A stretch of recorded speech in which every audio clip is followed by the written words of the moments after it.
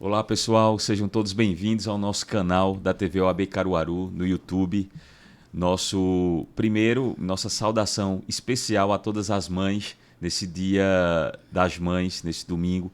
E fico muito feliz com a presença de todos vocês. Então, desejo um feliz Dia das Mães para todas as mães advogadas, para as mães dos advogados, para minha mãe, para minha esposa, que é a mãe do meu filho. Então, ou seja, vocês, como eu digo sempre, vocês são donas de parte do mundo e mãe da outra parte, né? Então, felicidades a todas as mulheres, né? E nesse Dia das Mães. Bom, pessoal, hoje nós teremos uma pauta extremamente especial sobre Tribunal do Júri na prática, com os dois especialistas aqui da nossa região e do nosso estado.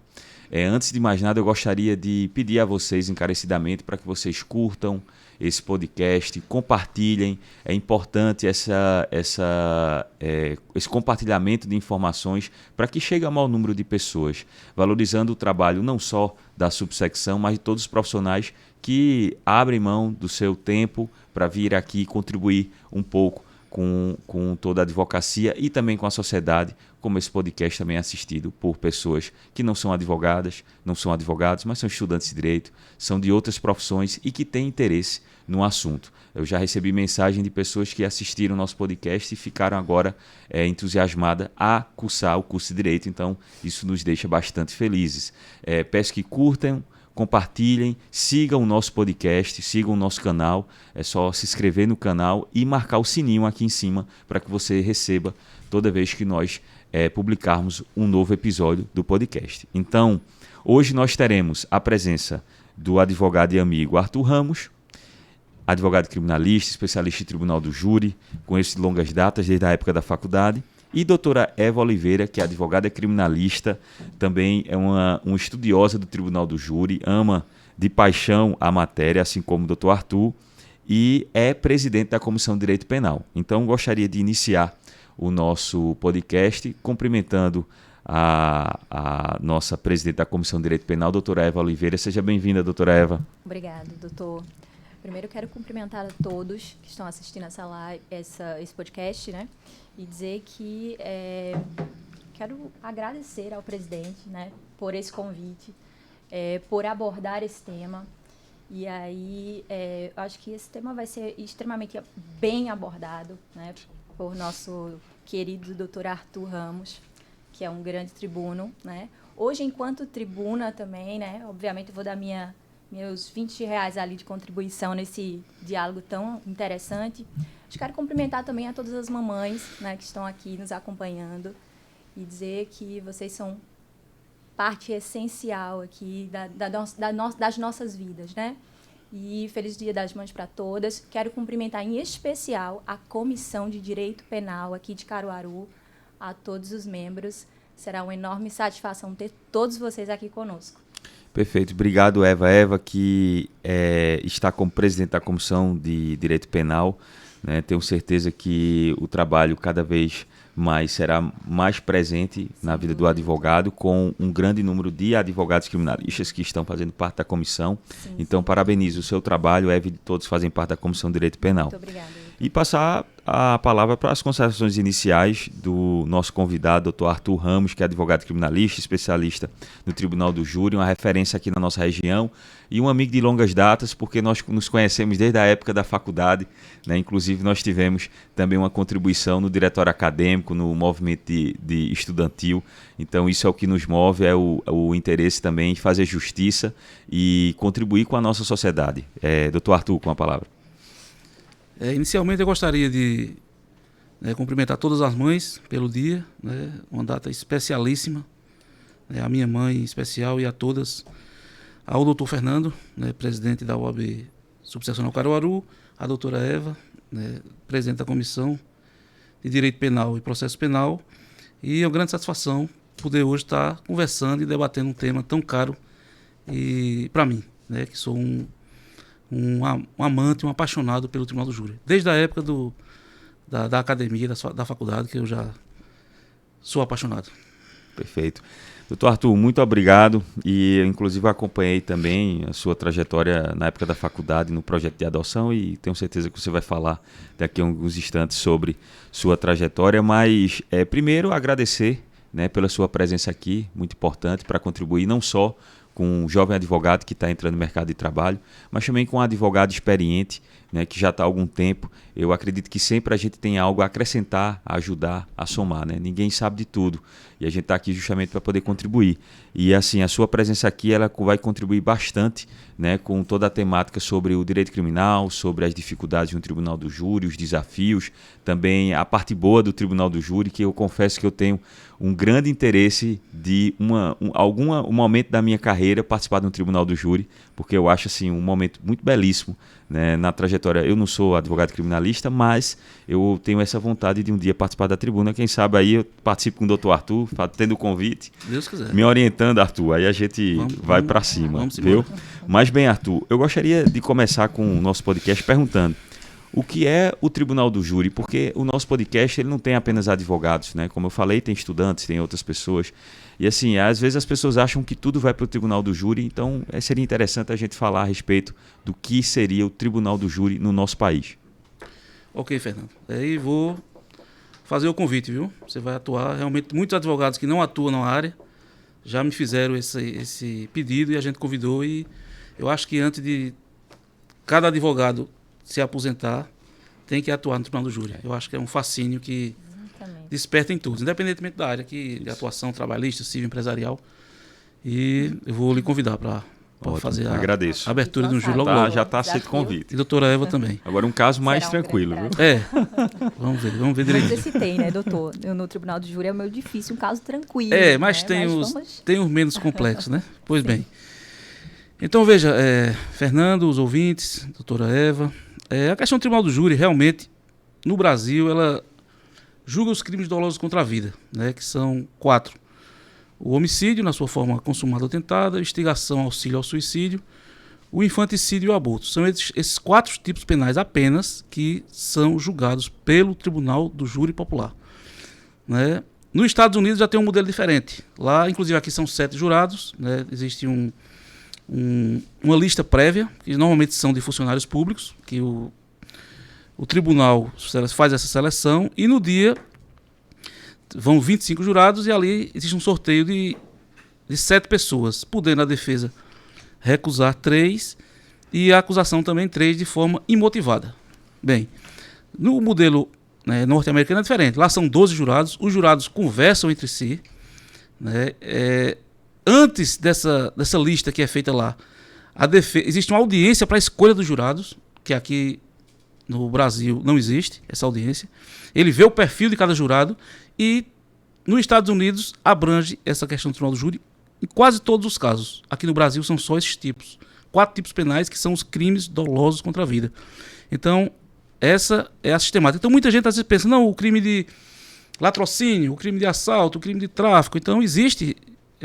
Eu me deparo muitas vezes com essa, até por ter essa atuação, né, preponderante no Tribunal do Júri, com essas dúvidas, as pessoas que, né, têm menos conhecimento. E questão de vai para o júri? Não vai. Só vai para o júri o homicídio, instigação, auxílio ao suicídio, o aborto e o infanticídio. Né?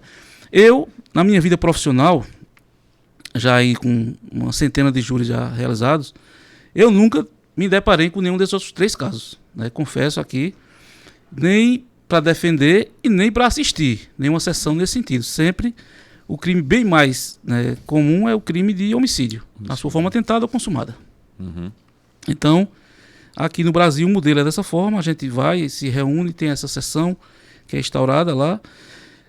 Existe uma primeira fase, que é o juízo de admissibilidade, que é quando o juiz monocrático, diferente dos outros crimes que tramitam no juízo singular, ele vai dizer se existe indício suficiente de autoria, né, e de materialidade para pronunciar a pessoa. Então é o indúbio pro societate. Na dúvida, eu mando para a sociedade julgar.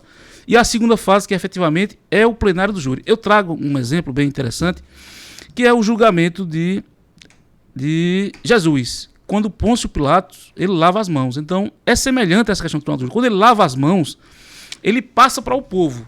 Escolham, solta Jesus ou solta Barrabás. Então, ali é uma situação bem semelhante ao que acontece no Tribunal do Júri aqui no Brasil.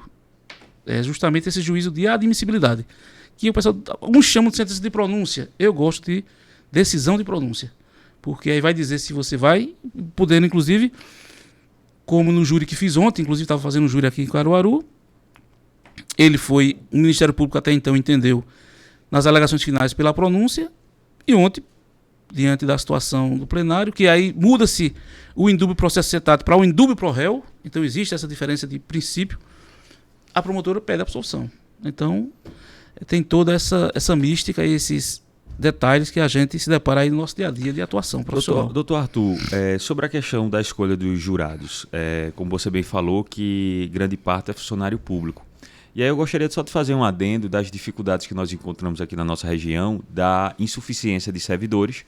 E no momento que o Tribunal do Júri convoca, por exemplo, servidores do INSS, existe um desfalque que prejudica a advocacia e prejudica o cidadão, né? O segurado que está ali indo para o INSS e de repente, porque tem 1 ou 2 servidores a menos, ou 3, isso impacta diretamente no serviço que já é bastante delimitado diante da insuficiência de servidores. Aí a pergunta é, por que não se coloca boa parte dos jurados como estudantes de direito? Porque seria uma forma também deles estarem ali, né? São cidadãos como qualquer outro, e aí eles poderiam até contribuir mais, né? Porque existe uma dificuldade dos gestores dos órgãos públicos em ceder, né, os servidores. Fernando, veja, nesse caso, isso já existe aqui em Caruaru. Hoje, boa parte dos jurados são formadas por acadêmicos, inclusive de direito. E Caruaru é uma cidade ainda privilegiada porque é uma cidade grande. Então a gente tem muita repartição pública. Em cidades menores, a coisa ainda é mais complicada. Mas hoje já existe, sim. Existe inclusive a situação do jurado, que ele é o jurado voluntário. Ele chega lá e diz, eu quero ser jurado. Até porque tem servidor que é chamado para o Conselho de Sentença que ele não gosta de ser jurado. Então fica fazendo, através da repartição, pedido de dispensa, uma situação de coisas. E foi o que você falou, tem setores, né, público que já existe uma defasagem muito grande. Então, aquele servidor saindo gera um desfalque que vai gerar, naturalmente, um prejuízo à sociedade. Sim, então, sim.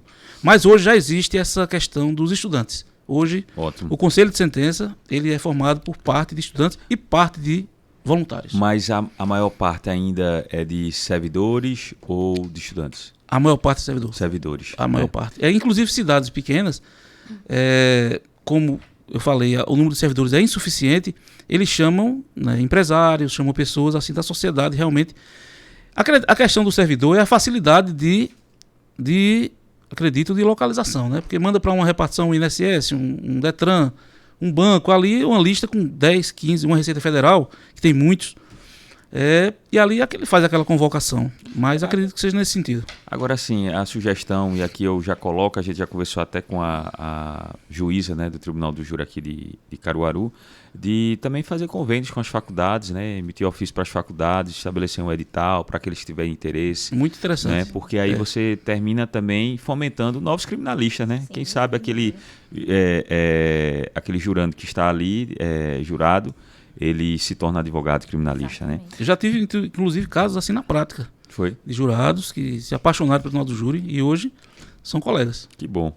Bom, gostaria de antes só registrar aqui a presença no nosso podcast, né, assistindo a transmissão, Sara Cordeiro, né, sempre está presente nos nossos eventos, Dr. Alexandre Agrelli, nosso presidente da OAB Pernambuco, Fernando Ribeiro, Leidiane Nascimento, advogada, Edna Ribeiro, que hoje está em Petrolina, Sandra Anselmo, doutora Monize, doutor Jaime Batista de Garanhuns, Lucivânia, da Comissão da Mulher Advogada, Diego Cândido, que é presidente da Comissão de Prerrogativas da OAB Caruaru, conselheiro nosso, está fazendo um grande trabalho, doutor Bernardo Filho também, que está aqui também acompanhando o nosso podcast. Doutora Alessandra, como eu falei, vice-presidente da OAB de Vitória, uma grande parceira nossa. Doutor Arthur, me diga uma coisa, o que é que levou a entrar na área da advocacia? Vamos voltar um pouquinho mais à fita. O que levou a ser advogado e escolher a área criminal? Fernando, veja, o curso de Direito, que eu ingressei aqui na faculdade, inclusive fomos contemporâneos, sim, no ano de 2003, é meu segundo curso por formação. Eu sou formado também em Ciências Contábeis aqui pela saudosa Fafica, né? E, na realidade, o que me fez ter essa paixão pelo Tribunal do Júri é porque minha mãe, enquanto servidora pública, do INSS inclusive, ela foi jurada por quase, né, 20 anos. Então ela chegava falando das experiências, às vezes chorava, às vezes... Mas a situação é essa. E eu fui me encantando com aquelas histórias, com aquela fala e decidi fazer direito. Então daí foi que nasceu minha paixão já, né, inclusive para ingressar na faculdade em razão do Tribunal do Júri. Entrando na faculdade, existe lá na época um programa que hoje é um projeto que hoje é um programa de adoção jurídica de cidadãos presos, que na época era coordenado pela doutora Perpétua, acredito que ainda hoje seja, e doutor Saulo Amazonas, que também foi presidente inclusive da OAB. E no meu segundo período eu já me engajei nesse projeto, e aí foi que minha paixão realmente veio à tona. Então eu terminei a minha vida acadêmica com 57 júris, né, que para um estudante, como você, inclusive, e você vai fazer isso, vai fazer um júri comigo, enquanto profissional, não fez nenhum. Então veja como é relevante um projeto desse. E eu não digo nem você que não tem uma atuação na área criminal, mas às vezes até advogados da área criminal, hoje como profissional, não tem uma quantidade de júris dessa, que eu tive a oportunidade, através desse programa da SES, de ter. Então assim, eu terminei uma graduação com 57 júris enquanto estudante. Então isso aí foi que me fez ter essa paixão maior ainda pelo tribunal. A gente ali já na prática, né, tendo ali embates ali no júri, porque o júri, naturalmente, existem os embates, mas como eu digo sempre, o meu embate ele é sempre no campo das ideias. Tem gente às vezes que fica meio bicudo para comigo, tudo, mas aí são coisas da vida. E desde a época, inclusive, da minha graduação, eu já tive esse tipo de embate, né, com profissionais ali do Ministério Público do outro lado, que inclusive tentaram impedir a minha atuação no Tribunal do Júri. E a gente teve uma audiência com o procurador do Estado, na época, acho que era Salles, juntamente com a doutora Perpétua, doutor Saulo, doutor Paulo Muniz, também deixar aqui meu abraço, reitor da faculdade. Sim. Inclusive eu conversei com ele agora. Pronto. E a gente teve lá com essa audiência e ele disse, não, porque na época eu tinha passado no concurso do MP para ser estagiário.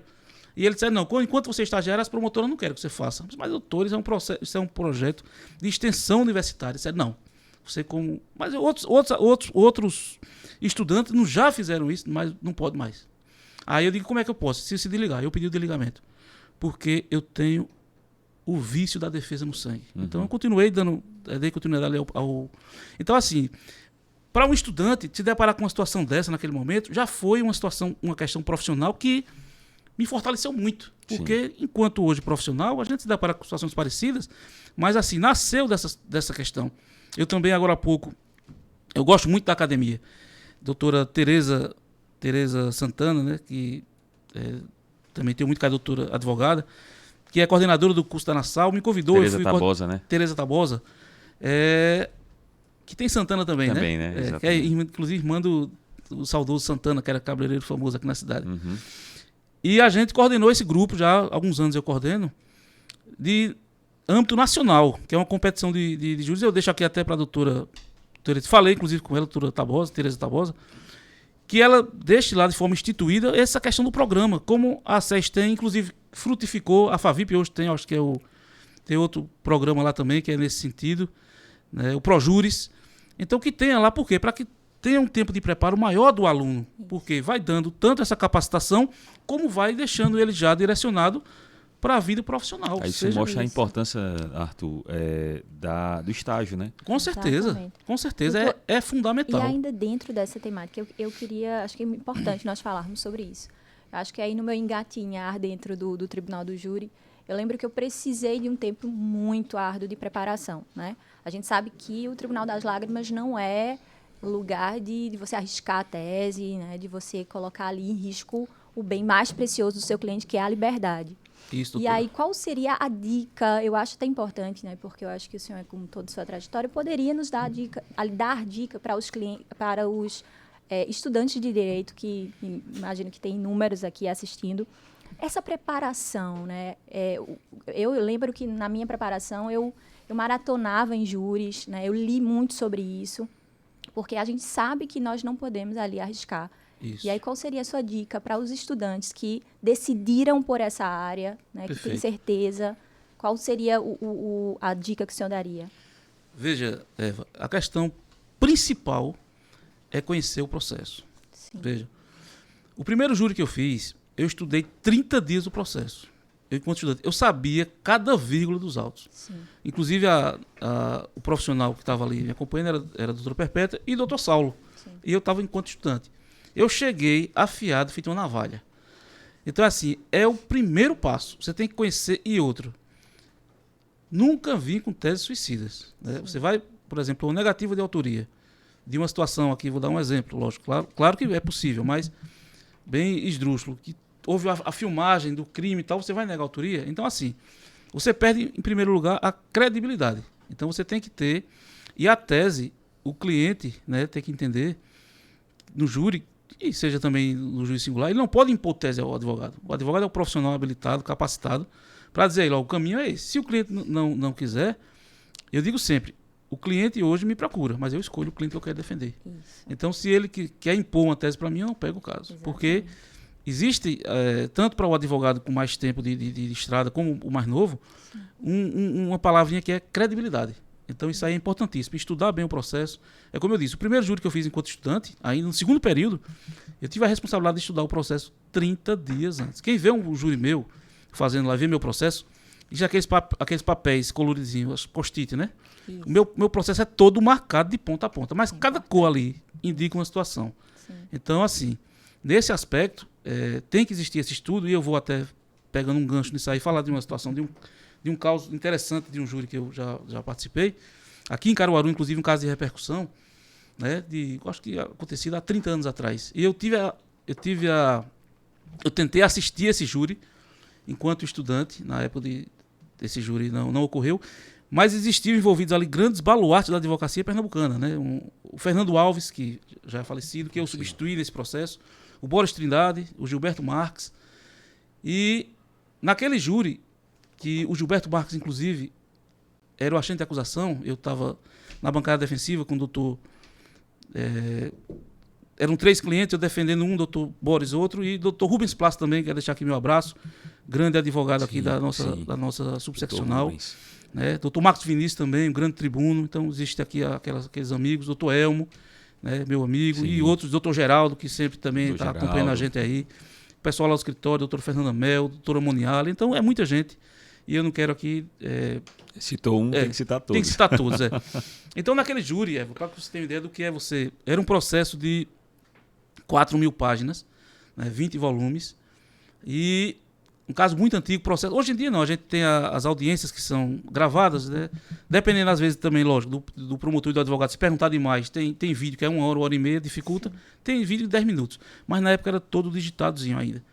E um processo de muita repercussão na cidade, e o doutor Gilberto Marques, quando entrou enquanto agente de acusação, disse o seguinte: eu defendi o filho da vítima. Ele está claro que o filho, porque essa vítima tinha duas lojas aqui, muito conhecidas na cidade de Caruaru, tem envolvimento na morte do pai. Porque na hora que ele foi morto, foi meio-dia, e ele estava fechando a loja. Então os pistoleiros chegaram e mataram. Então está claro que ele induziu. Só que uma das lojas era nos Guararapes, aqui em Caruaru. Né? Quem é daqui conhece tudo. E a outra na rua 3 de Maio, ali próximo da delegacia. O filho era gerente de um e o pai foi morto na outra loja. Então, na hora que o advogado veja a questão da importância de você, lógico, de forma muito precisa e cirúrgica, apartear, né, pedir pela ordem. Por quê? Nesse momento, quando ele estava citando isso, ele poderia levar o jurado a erro. Então eu digo: doutor Gilberto, uma parte? Pois não, ele olhou para mim, um barba assim, parecia aquele ministro Eros Grau. Eros Grau. Olhou para mim assim. Pois não, doutor Arthur, tinha um vozeirão, inclusive foi locutor. Aí, concedido, eu me levantei: doutor, logo se vê que o senhor é um forasteiro. Porque o senhor está citando uma situação de um fato que foi no local e o filho da vítima era gerente de outra loja. Então, são duas situações, excelência. Né? Sempre com muito respeito, digo sempre, o debate sempre no campo das ideias. Ou o senhor não estudou o processo, ou o senhor está querendo induzir intencionalmente o jurado a erro. Então eu gostaria que Vossa Excelência, com todo respeito, doutor, que eu sou seu admirador, se corrigisse. Ele parou para mim, olhou para mim, se virou, respirou fundo e disse: não precisa, doutor Arthur, o senhor já me corrigiu. E se sentou. Então, assim, esse conhecimento do processo Muito importante. é muito importante, Muito. porque você está lidando ali, muitas vezes, do outro lado, com um promotor, com um agente de acusação. Isso. Eu também já fui agente de acusação, Sim. né? Que tem o domínio. Então, se no júri, que é o princípio ali da oralidade, onde tudo acontece, você deixa passar, você não registra em ata, você não combateu ali, acabou. Isso. Precluiu o direito. Isso. Então, assim, tem que ter Requerimentos na hora certa. muito preparo, Tem que ter muita Exato. atenção muita também. atenção. E pegando um gancho ainda nessa situação, Sim, sim. eu fiz esse júri lá de Dr. Boris, e um mês depois eu fiz um júri com uma agente de acusação. Eu não gosto muito, mas fiz. Era um pedido de um advogado, que era outro caso de muita repercussão aqui na cidade. Antigo também, de uns 30 anos atrás. Eu tentei assistir esse júri. E Dr. Boris, que era o brincalhão que eu era, tem inclusive aquele Sim, livro dele, sim. que é o Alvará, Meu Amor, né, uma Isso. coisa assim. Ele disse, doutor Arthur, nesse júri que foi com o doutor Gilberto, todos os clientes foram absolvidos. O que eu puxava patrocinar a defesa, o doutor Boris e o doutor Rubens, que era inclusive um policial. E os outros eram os 2 filhos da vítima. Aí o doutor Boris chegou para mim e disse, isso como todo ele, um grande advogado, um grande tribuno que foi, e ele disse, doutor, naquele júri a gente foi absolvido, mas o senhor estava do meu lado. Hoje o senhor está do outro lado, viu? Eu vou absolver. Ele tá certo, doutor, vamos trabalhar. Um processo também de 20 volumes. E eu estudando o processo, eu cheguei numa situação, e vou falar aqui também de um saudoso aqui, que o doutor Fernando, acho que foi professor dele também, doutor Xisto, né? Sim. Inclusive, acho que é natural até de Bonito, né? Bonito, exatamente. Um ser humano excepcional, né? Que também Fantástico. nos deixou. E doutor Xisto tinha sido o perito desse processo. Ele passou muito tempo aqui como chefe do IML e também foi professor da faculdade, foi meu professor doutor Fernando. E uma pessoa, uma sumidade. Fez direito, inclusive, depois. E ele me disse, doutor, eu fiz direito depois desse caso, porque eu me apaixonei pelo processo. E realmente. E doutor Boris o arrolou como testemunha. E o caso era uma disputa de quê? Tava a vítima, que era o homem, e a mulher dentro do seu apartamento. Ele cometeu suicídio ou foi um homicídio? Só estavam os dois. Então a prova técnica dessa situação foi essencial. Então o doutor Boris arrolou, doutor Chit, inclusive, me disse, doutor Boris, não me arrole, porque eu já tenho aí meu parecer técnico. E ele arrolou para ser ouvido na audiência de instrução. E doutor Chit, quando foi ouvido, foi digitado ainda, não tinha a questão de gravação, e ele deu uma aula da questão da trajetória do projétil. E ele disse, pela forma do caso em tela, o que houve no caso foi o homicídio. Só estava ela e ele dentro do quarto, num apartamento aqui no Maurício Nassau. Então, quem foi que matou? Aí eu, quando entrei, processo, uma montura de papel, como eu disse, de 20 volumes, eu disse, doutor Boris, eu quero aqui enaltecer o senhor. Tenho uma admiração imensa. O senhor é um baluarte de Pernambuco, quiçá do Brasil. Inclusive, eu estive no STJ, em certo momento, e tinha uma máquinazinha de escrever lá, na sala da OAB. E aí a menina disse, é uma máquina de escrever ainda aqui. Ele disse, esse é um advogado de Pernambuco, seu conterrâneo. Ele, quem é? Boris Trindade. Ele vem aqui, ele usa essa máquina. Tá certo. Então, eu cheguei para ele, doutor, tem doutor X, é fiz, né? Logicamente, dispensa até apresentações. E o senhor arrolou ele, eu quero lhe agradecer. Enquanto advogado, eu aprendo muito com o senhor todo dia. Mesmo que para isso eu tenha que condenar seu cliente. Então eu fiz a leitura do depoimento do doutor X, que disse, no caso em tela, pela trajetória da bala, do projétil, houve homicídio. Só estava ela e ele no quarto. Quem matou? E ela foi condenada. Então vejam a importância desses processos. Situações como essa, de crimes que não tem testemunha, que é um ambiente totalmente privado, né? Então 2 pessoas em um determinado local, e aí existe um homicídio, né? Por arma de fogo, qualquer situação. A prova pericial, ela é fundamental. De extrema relevância. Mas mesmo assim, o tribunal do júri, os jurados podem ter uma decisão contrária à prova prova pericial, técnica. Total. Veja. A soberania. Os jurados, eles têm a soberania, como a doutora Eva falou. E eles não estão, né, adstritos às provas. Eles podem decidir com a consciência deles. Inclusive, existe hoje, com a reforma que houve, que eu fui da época do tribunal do júri, que ainda existia na legítima defesa. A agressão foi atual, foi iminente, ele usou os meios necessários, usou moderadamente. Era uma série. Se caísse um, a legítima defesa caía. Hoje em dia, não. Existe o primeiro quesito que é feito, da materialidade, né, que aí é comprovado por uma perícia tanatoscópica, ou traumatológica, se for tentativa, né, uma certidão de óbito, se a vítima morreu. O segundo é a autoria. Foi Pedro quem concorreu para matar? Então ali, se for negativa de autoria, a tese da defesa é aí. O terceiro quesito é se o jurado absolve o acusado. Então isso é um quesito de clemência. Se chegar naquele quesito e o jurado disser, eu entendo que tem materialidade, que tem autoria, mas eu absolvo ele. Se for uma tese, que isso também pode ser tese de defesa, a clemência, né? Então, inclusive o STJ entende que é uma situação que o recurso ele não pode nem reformar. Porque o jurado, na sua íntima convicção, então, ele está absolvido. O recurso, não há reforma nesse tipo de situação. Já existe entendimento dos tribunais superiores, do STJ, né, que é a gente seguia por isso, de que não é para ser reformado. Por quê? Mas porque aqui o jurado no tribunal, eu entendo que foi... No Tribunal de Pernambuco. Pernambuco, reforma. Aí a gente sobe lá... E consegue. Pernambuco hoje, assim, infelizmente, ele não segue as decisões dos superiores. Da maioria não segue. Então, essa questão da decisão dos jurados, né, ela é muito... Por quê? Aí, assim, eu quero só fazer essa referência, porque, assim, eu enquanto advogado, cidadão, você, a doutora Eva, pode dizer que nunca vai estuprar, nunca vai roubar, mas ninguém nunca pode dizer que nunca vai matar. Exatamente. Porque para se defender eu posso matar.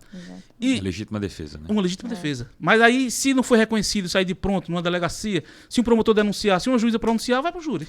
Sim. Então, é o local onde se senta mais cidadão de bem e do bem. E a gente tem que garantir essa plenitude de defesa. Veja, existe um princípio do direito que é a ampla defesa, o contraditório, mas o júri, o plenário, é a plenitude de defesa. Tudo que a gente quiser, a gente pode usar. Hoje, só existe uma ressalva, que é a tese, que eu já usei, inclusive, em júri do passado, isso, no Sertão, isso era num júri de um policial penal, inclusive, e que é a questão da questão social, do relevante valor social daquela tese, né? Dizendo que a tese, ele inclusive, para proteger a mulher, porque o homem, a questão da legítima defesa da honra, sim, ela não é mais hoje aceita. Inclusive, não pode nem o advogado usar, porque aí o homem era traído e matava a mulher, dizendo, não, ele lavou a honra, era aquela coisa antiga, né?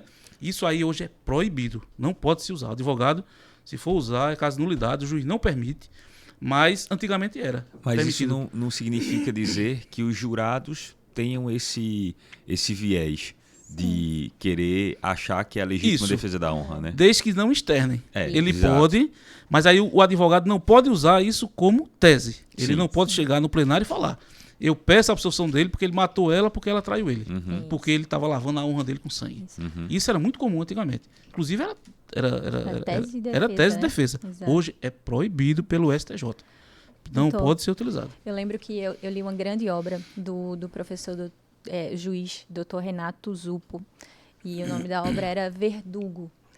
E inclusive, recomendo a leitura para nós advogados criminalistas, excelente leitura. E aí ele começa o livro dizendo, todo mundo é capaz de matar, né? E o senhor falou sobre isso. E, de fato, né, eu costumo dizer que é o Tribunal das Lágrimas, porque, de fato, ninguém está livre, né, de um dia ter que passar pelo Tribunal das Lágrimas. Exatamente. Eu acho que esse viés muda quando nós estamos aqui, né, como advogados. E aí eu quero incrementar uma pergunta, porque eu acho extremamente importante, doutor. Nós sabemos que o advogado, por si só, tem que ser combativo, né? Eu tenho esse viés. De toda forma, eu acho que o advogado criminalista tem que ser dobrado. É dobrado, né? Tapioca. A gente precisa ser combativo ao quadrado. Então, assim, o que é que o senhor imagino que, na sua caminhada como advogado, já se deparou com muitos juízes e promotores e servidores que esqueceram ali o artigo 133 da nossa Constituição e fala da nossa importância, né? Essencial à administração da justiça. Exatamente. Exatamente. E aí eu queria saber do doutor sobre... O que eu queria que o senhor discorresse um pouco sobre as prerrogativas, sobre as nossas prerrogativas dentro do Tribunal do Júri. O que é que o senhor tem a nos acrescentar sobre isso? Que eu imagino que são muitas histórias aí. Né? O senhor falou aí pelo uso pela ordem, né? Que aí é uma problemática que nós temos, né? Que muitos juízes e promotores têm isso como uma ofensa, uma má educação. Eu, pelo menos, já usei muitas vezes. E fui chamada doutora, você não está sendo mal educada, deixe o promotor terminar a tese. E muitas vezes a gente precisa usar, né? É um direito nosso. Me fale sobre as prerrogativas dentro do Tribunal do Júri, doutor. Veja, doutora Eva, a questão das prerrogativas, a OAB, ela existe para resguardar a prerrogativa. Né? Eu disse até numa reunião que teve na OAB, a doutor Diego, olha, você exerce a função mais importante da OAB, que é o presidente da comissão de prerrogativas.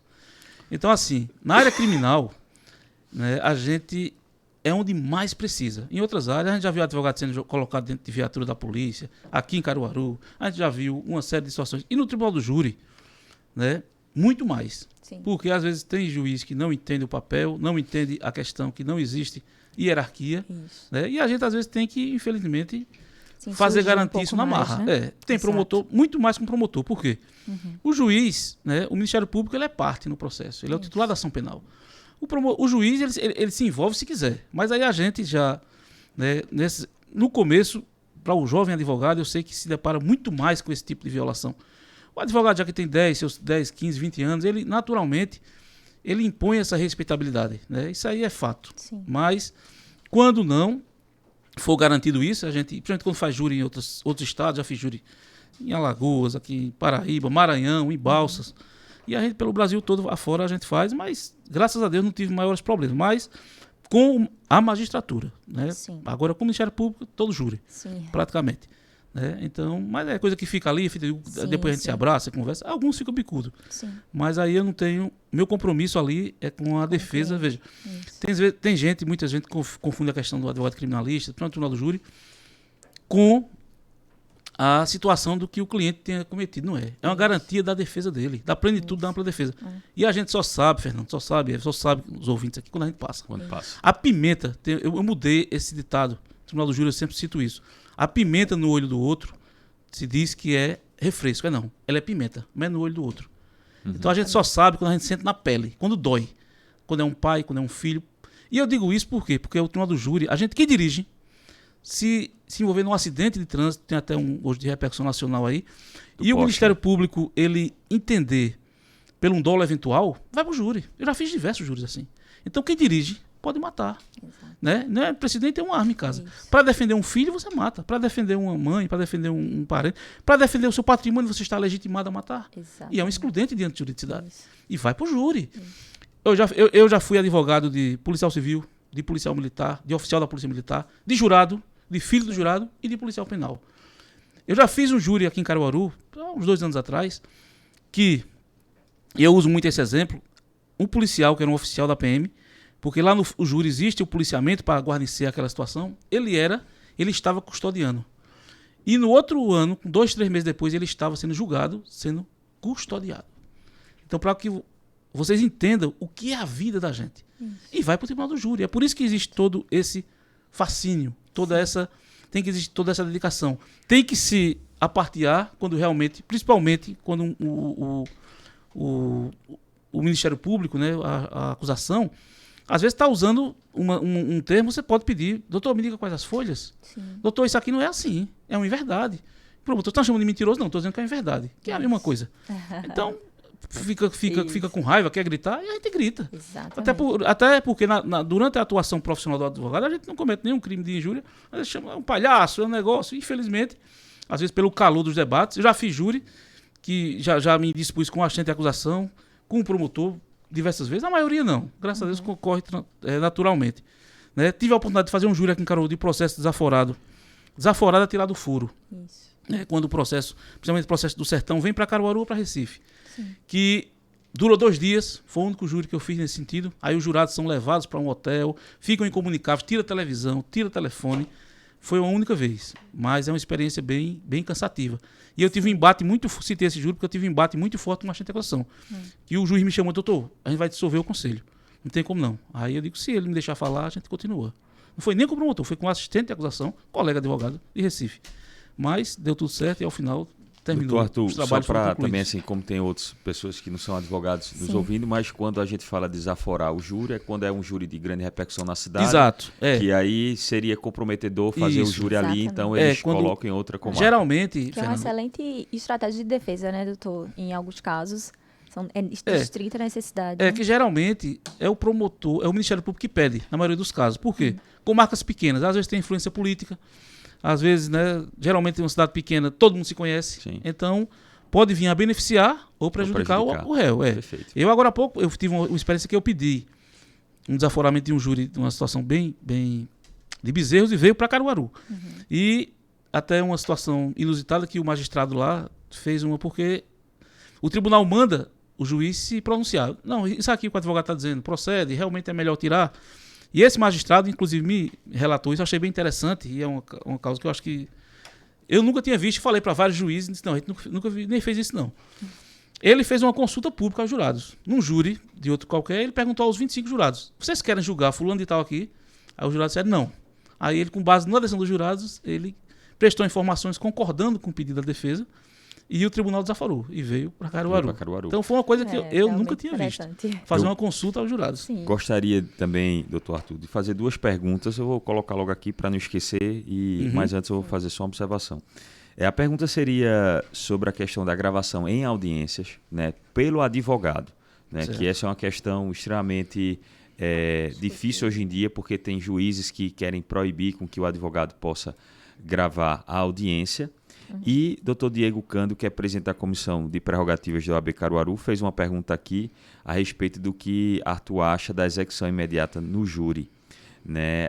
Quero registrar a presença na nossa live de Dr. Nemésio, nosso tesoureiro, Dr. Raniel Coelho, secretário-geral, Lúcia Cardoso, nossa vice-presidente, Deise, nossa secretária adjunta, Dr. Evânia Timóteo, que faz parte da OAB de Goiânia, manda um abraço para Emanuel, nosso presidente.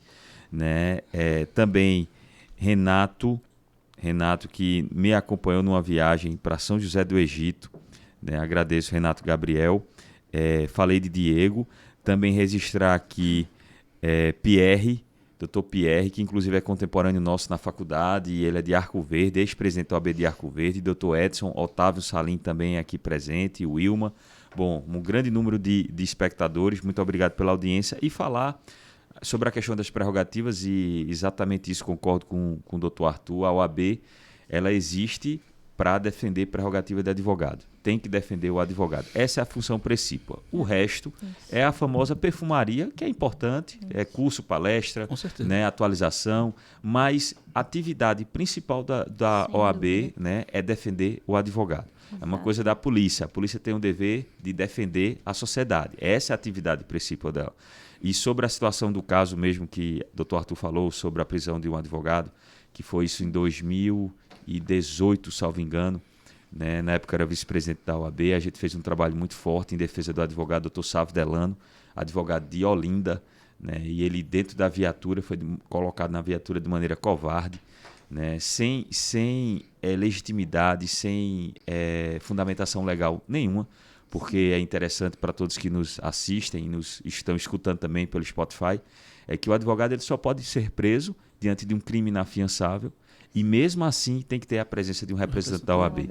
E isso não é simplesmente porque nós queremos ter um privilégio a mais do que outras pessoas, mas é porque a nossa profissão é uma profissão de risco. O doutor Arthur bem falou, doutora Eva também, nós estamos constantemente ali numa linha de atrito muito grande, e pessoas que têm o poder, representam seja o Ministério Público, o Poder Judiciário, a própria polícia, e a gente precisa ter um escudo protetor. Esse escudo protetor é a nossa prerrogativa. Então, no momento que um advogado é atingido, toda a advocacia é atingida. Nós tivemos ali um trabalho muito forte da OAB Caruaru, de defender o doutor Sávio, que inclusive nós temos um plantão 24 horas, que é... Inclusive, os conselheiros e diretores da OAB andam com esse telefone, então, se um advogado necessitar, a gente vai colocar até aqui na descrição o telefone de prerrogativas. 24 horas, pode ligar a qualquer hora. No mês de junho mesmo, ano passado, doutor Arthur, 1h30 da manhã, a gente recebeu um chamado em junho, período de São João, e imediatamente eu liguei para o juiz por conta de uma audiência de custódia, que um advogado estava tendo uma dificuldade, e etc., e a gente conseguiu resolver. Então, assim, doutor Sávio conseguiu, através do telefone de prerrogativa, dentro do camburão da viatura da polícia, ligar para o plantão de prerrogativas da OAB Caruaru, e no final das contas a gente foi para cima, houve uma punição exemplar pelo o comandante que deu a ordem, né, que era o responsável pelo pelotão. Fizemos um desagravo com a presença do presidente nacional da OAB. Então, assim, ratificando as palavras do doutor Arthur, de doutora Eva, de toda a advocacia, como Diego de sempre, nenhuma prerrogativa a menos.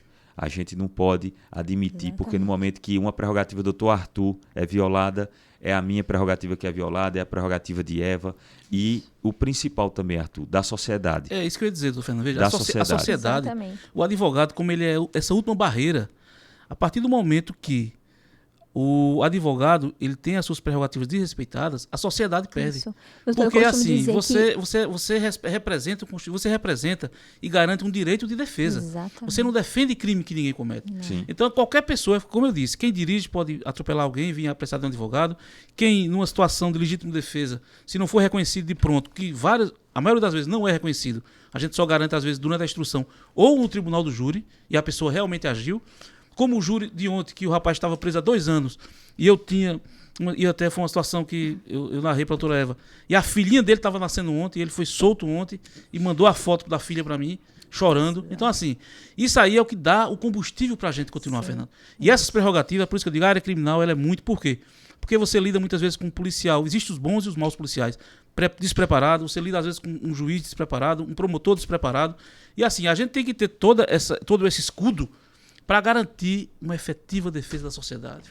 É o sentido da advocacia. Eu costumo dizer que o titular das prerrogativas somos nós, advogados, mas o destinatário é o nosso cliente. Né? Sim. Porque quando nós somos violados, o direito do nosso cliente é cerceado.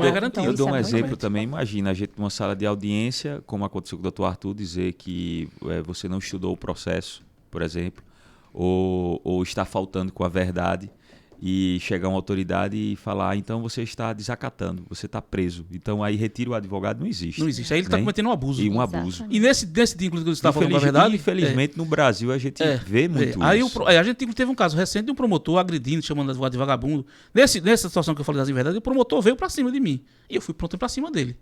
Eu digo, veja, é uma coisa que eu estou dizendo aqui, mas não recomendo. Mas se chegar a esse ponto, veio para cima e olha para mim e digo, o que é que o senhor quer? Aí disse, não quero nada. Aí separou e resolveu. A polícia entrou no meio. Mas assim, teve esse caso que eu citei agora, bem polêmico, nacionalmente conhecido, com um advogado, um promotor se desequilibrou, começou a agredir. Aí uma coisa que, assim, fora dos padrões, o tribunal do júri não é isso. O tribunal do júri é ética, o tribunal do júri é respeito e é conhecimento. Exato. Quando a pessoa parte para esse lado é porque faltou conhecimento e está apelando. Isso. Entendeu? Então a gente tem que discutir. Né? E o tempo é pouco. A gente tem um tempo no tribunal do júri, até voltando um pouco. A defesa tem 1h30, o promotor tem 1h30, a defesa, e 1 hora de réplica, 1 hora de tréplica. Se forem 2 réus ou 2 para cima, passa para 2h30. Então o tempo é muito pouco. Isso. E a réplica dobra. De 1 vai para 2 horas. Para você estar, muitas vezes, perdendo tempo com isso. Fora isso, tem a instrução em plenário. Então a gente, às vezes, tenta explorar muita coisa durante a instrução, que é quando a gente tem a oportunidade no júri de arrolar testemunhas para serem ouvidas, como ontem, nesse júri que eu fiz ontem, teve, em plenário. Então, mas se você for analisar, como a gente começou aqui esse podcast, no instante a hora passa. Quando você tem conteúdo para passar. Então tem processo que às vezes demanda. Eu fiz um júri aqui também de extrema repercussão no passado aqui, que quando o doutor Diego, inclusive, estava nesse júri comigo, quando eu dividi o tempo, eram 5 acusados, ficou 37 minutos para cada advogado. É um absurdo. Eu fiz feito Enéas. Eu entrei, nem cumprimentei ninguém. Foi. Sim. E, assim, acredito que passei o recado porque o resultado foi positivo. Mas, veja, para você perder tempo brigando, para você perder... Tem profissional, tem operador de direito que, de ambos os lados, que ele vai mal intencionado. Que ele vai para... Quando ele vê que você está se saindo bem numa linha de raciocínio, ele tenta lhe tirar a linha de raciocínio. Isso aí a gente sente plenamente. Perfeito. Só registrar aqui também a presidente Letícia Daniele, que é presidente da Comissão de Diversidade Sexual e Gênero da OAB Caruaru, Dr. José Ferreira Neto, que é conselheiro da OAB Caruaru e presidente da Comissão de Direito Empresarial e vogal da JUSEP. Agradecer a todos vocês. E, doutor Arthur, para a gente não esquecer, sim, só registrando, parabenizar o nosso amigo Diego Cândido, que bem falou, está fazendo um grande trabalho na Comissão de Prerrogativas como presidente. Todas as demandas que chegaram ao nosso conhecimento, nós conseguimos resolver todas e graças a Diego e a toda a sua equipe. Obrigado, Diego. Bom, pessoal.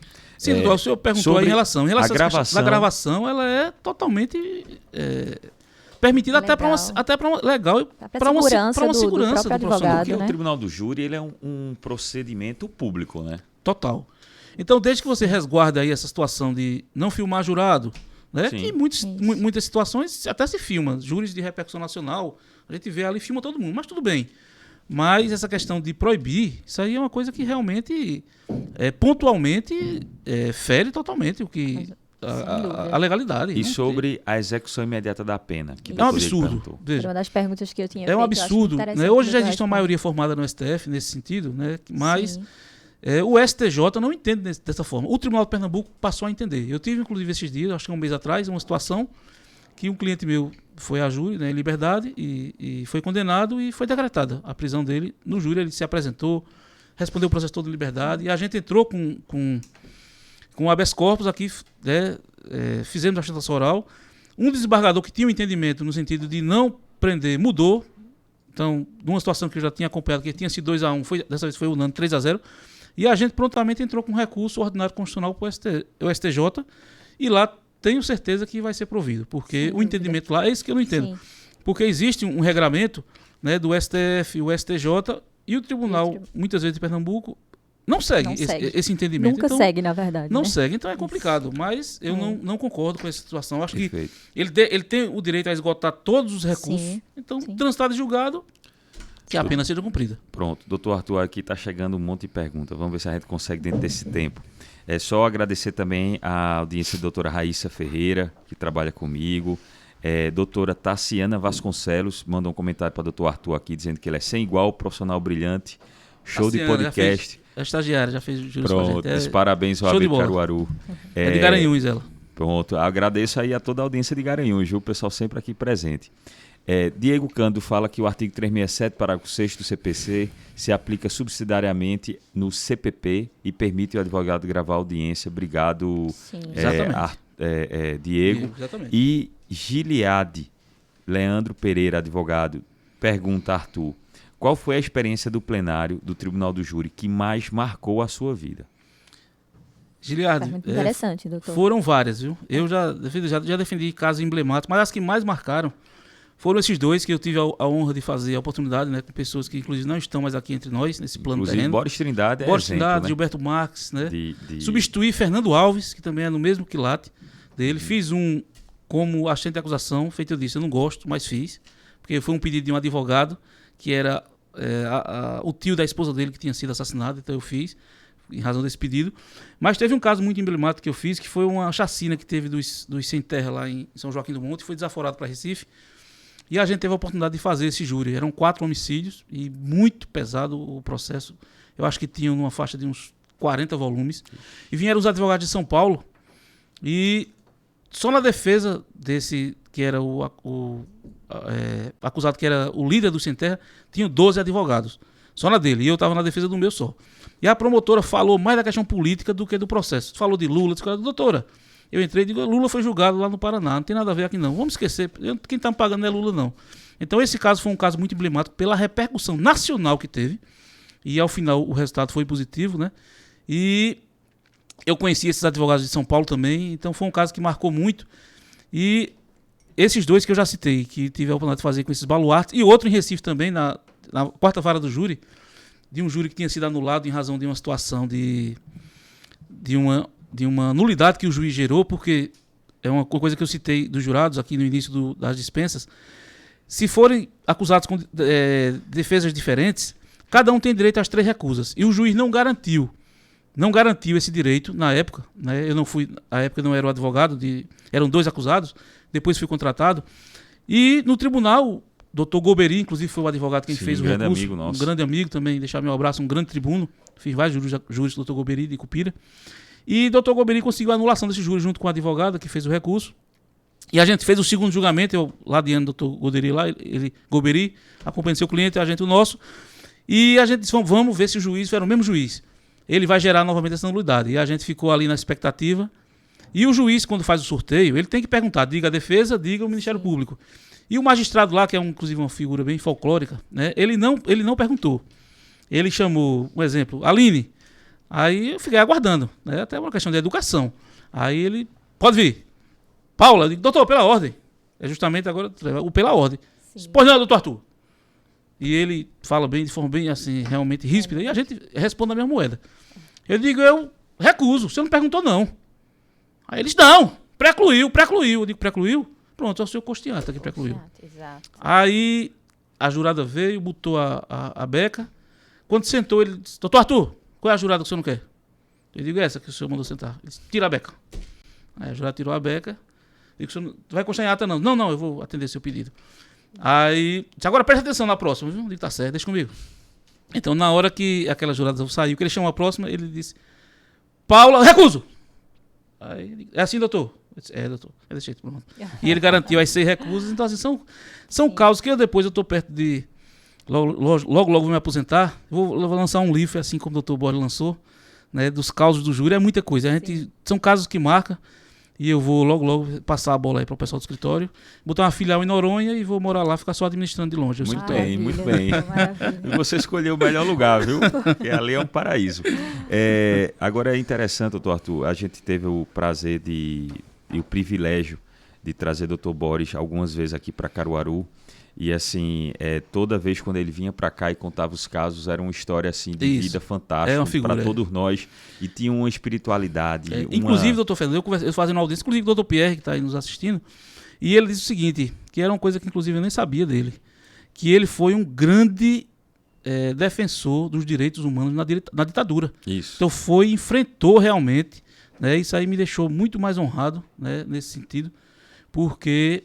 é quando você vê essa importância, é quando você está do lado de quem ninguém quer estar. Exato. Né? Diante de todo um sistema, de uma ditadura militar, perfeito, e você está ali, né, correndo o risco de ser preso, correndo o risco de ser morto, isso, e você garantindo ali a efetiva... E o mais interessante é que a gente ainda vê, às vezes, né, pessoas defendendo uma ditadura militar e advogado, não tem lógica. Não, e assim, uma coisa que me entristece, Fernando, veja, até porque eu sou um amante, eu digo sempre, eu nasci homem, me tornei advogado, vou morrer advogado. Nunca fiz um concurso público. Eu amo ser advogado. Então, às vezes, o advogado criminalista, né, defende bandido.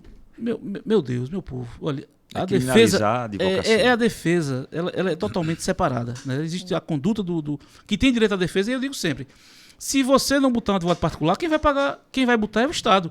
E o Estado, quem paga o Estado é você. Então você está pagando um advogado naquela situação. Isso. É melhor que ele constitua um advogado particular. Eu costumo dizer que nós mergulhamos nas misérias e podridões dos nossos clientes, mas para garantir os direitos deles, né? Agora também, Fernando, outra coisa, e doutora Eva, a gente, pela nossa postura, pela nossa conduta, a gente consegue mudar esse cenário. Então, quando a gente começa a passar essas experiências, a gente conversar, tem tanta gente que diz, e é assim, eu digo, Então, por isso que a importância de um podcast, de conversas, de palestras, de cursos, por quê?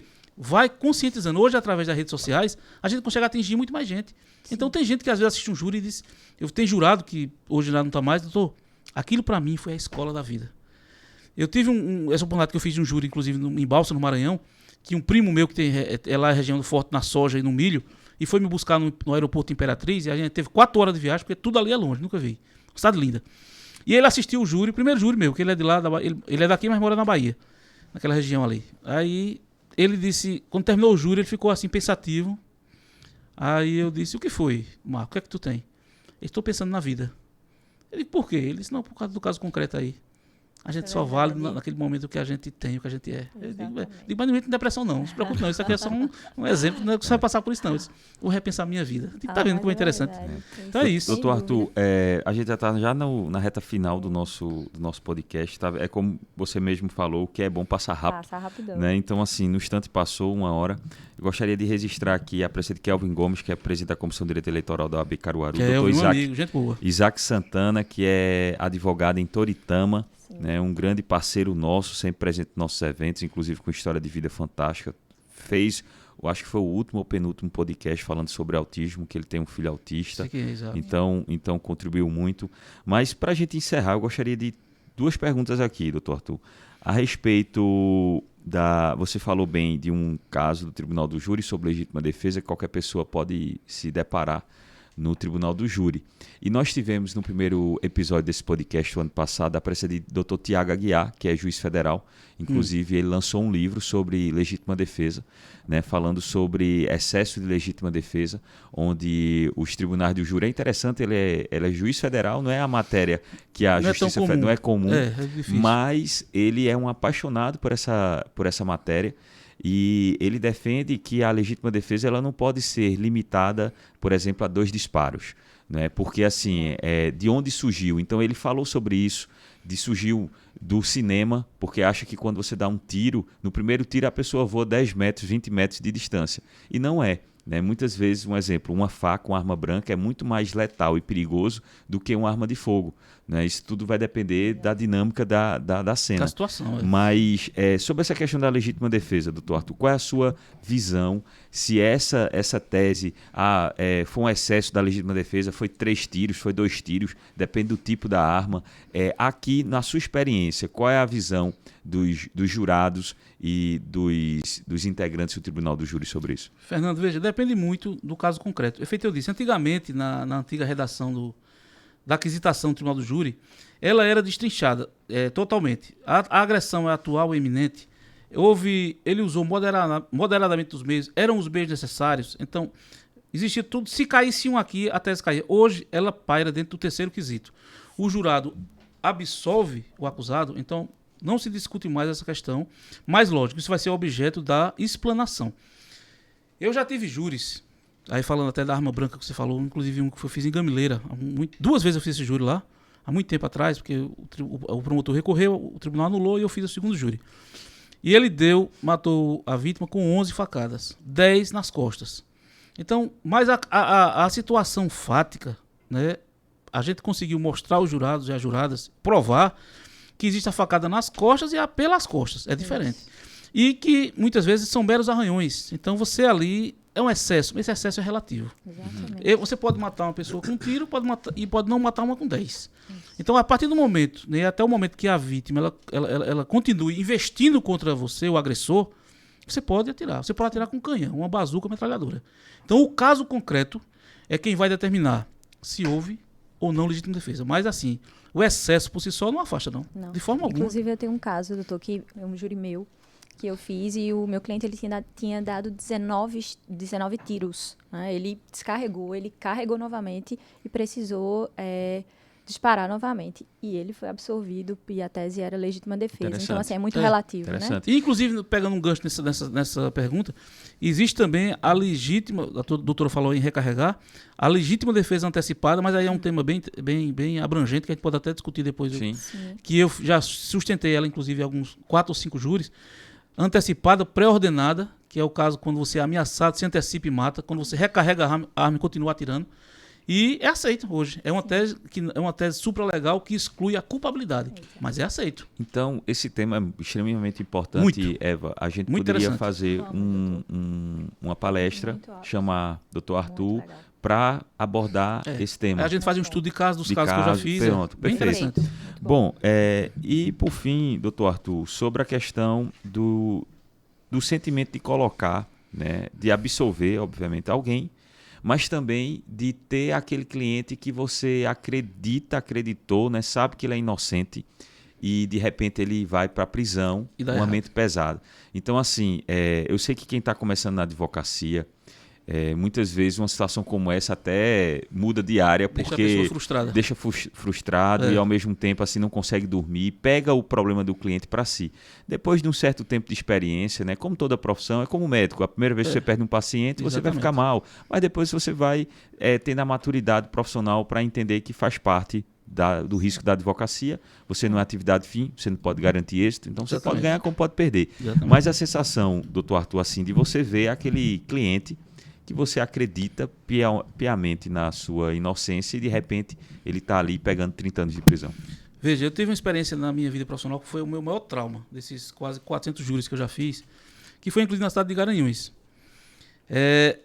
O rapaz matou uma legítima defesa clássica. Na época ainda eu era estudante, não era nem profissional. E ele matou com uma faquinha de serra, com um golpe só. Mas aí foi aquela história, foi o furo no lugar errado, né? Na hora errada não, porque ele estava sendo agredido.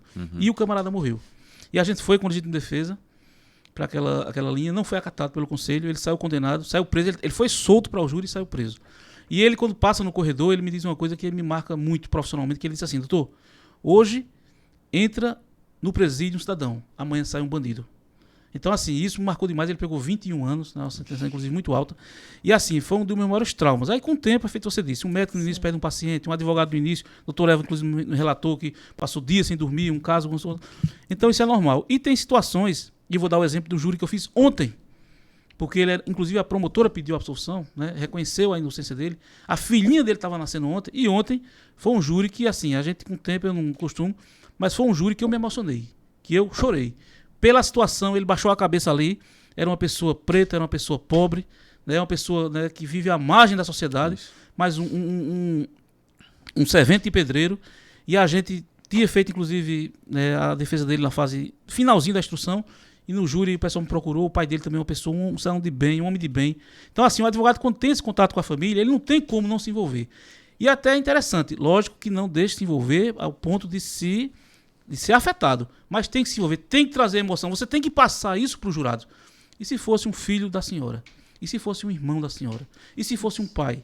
Então, quando o jurado ele sente, quando você consegue entender isso, e até eu dando aqui hoje, lembrei agora de um júri que eu fiz em Recife, disse a doutora Eva isso, uma vez a gente fez lá um júri, acho que foi até com o doutor Maviael, a gente estava lá, e uma funcionária me chamou, depois do júri terminou, e disse, doutor, eu estou aqui há 15 ou 20 anos, não lembro mais, lá na vara da capital, faz muito tempo atrás desse júri.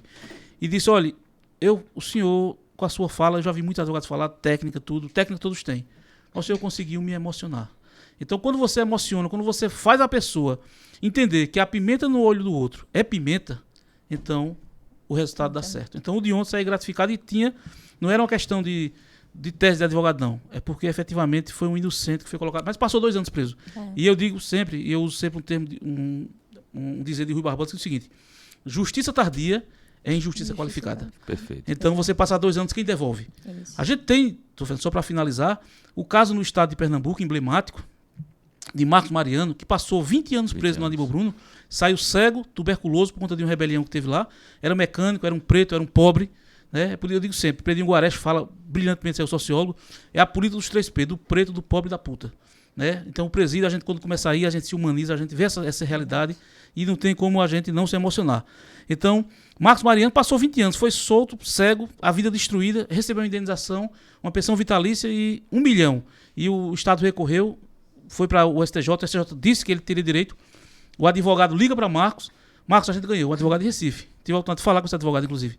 E Marcos foi almoçar, se deitou e morreu. Então, mas só morreu quando provou sua honradez. Então, assim, isso é muito duro. E eu dando uma vez uma palestra aqui, agora há pouco na SES, para os alunos que estavam iniciando, eu falei desse caso e uma moreninha se levantou e disse, doutor, Marcos era meu tio. Veja o que é a vida. Veja o que é as consequências da vida. Verdade. Então é isso. Doutor Arthur, olha, muito obrigado. Agradecer a Everton Queiroz, Leonardo Borba, que é estudante de Direito da SES, Tiago Dantas, a advogada doutora Edmilson também, que está aqui presente, Lucas Vasconcelos, Vitor Arcanjo, Isabela Araújo. Bem, todos vocês agradeço a audiência não só aqui de Caruaru, mas de toda a nossa região. Agradecer também a doutora Eva pela sua participação, pelo trabalho que vem realizando. E antes de terminar, passar a palavra para a doutora Eva para suas considerações finais de agradecimento. Doutor, primeiramente eu quero agradecer o convite e lhe parabenizar pela iniciativa. Excelente iniciativa de chamar o doutor Arthur para falar sobre um tema que me causa sempre emoção, doutor. Eu fico sempre emocionada e muito feliz quando eu falo sobre o Tribunal do Júri. E partilhar essas trocas com o doutor foi excelente. Muito obrigada, agradeço a todos. Perfeito, obrigado Eva, parabéns. Eu que acompanho sua trajetória desde quando entrou na OAB, hoje fazendo um grande trabalho na Comissão de Direito Penal e também fazendo seu trabalho como advogada. Então isso enche a gente de orgulho que a gente acompanha, né, toda a evolução e você está de Obrigada. Parabéns. Maria Carolina Muriel, minha amiga de longas datas de Petrolina, ó, também está aqui presente. Obrigado, viu, Carol? Poliana de Bezerros, obrigado, Poli, pela sua presença aqui no nosso podcast. Poliana, que é uma liderança aí na cidade de Bezerros, uma grande amiga, parceira. Bom, agora agradecer ao nosso convidado, doutor Arthur. Arthur, obrigado pela sua presença. Parabéns pelas suas colocações, isso nos enche de orgulho. A gente conversou algum tempo atrás justamente sobre isso. Assim, aqui na nossa cidade, em Caruaru, na região, tem profissionais de destaque, né, tão bons quanto qualquer outras pessoas de outros estados ou da capital. Né? Claro que todos fazem um bom trabalho, têm sua dedicação, mas hoje o cidadão aqui do interior não precisa se deslocar até a capital para ter um profissional de competência. Então, assim como a capital tem seus profissionais competentes, o interior também tem. E você, sinceramente, doutor Arthur, deu uma aula aqui, foi uma conversa gostosa, prazerosa, que eu que não sou criminalista já estou por dentro aí do Tribunal do Júri. Já quer fazer o júri. Já estou querendo fazer o júri. Pois, doutor Arthur, muito obrigado, viu, pela sua presença aqui. E aí fica aqui uma sugestão de que a OAB aqui em Caruaru, inclusive a de Recife ontem, a seccional, eu recebi um convite, mas estava no júri ontem, não podia, parece que foi instaurado lá a comissão do Tribunal do Júri. Sim, sim. Para que seja instaurado aqui. Sim, sim. Eu já adianto que eu não posso, eu não quero ser presidente, não quero ser nada, nem insisto. Pronto, não quero, não. já iria fazer o eu não convite quero, não, no ar. porque eu não tenho, e realmente assim, eu sou muito comprometido com minhas coisas, não adianta assumir uma coisa que não dá.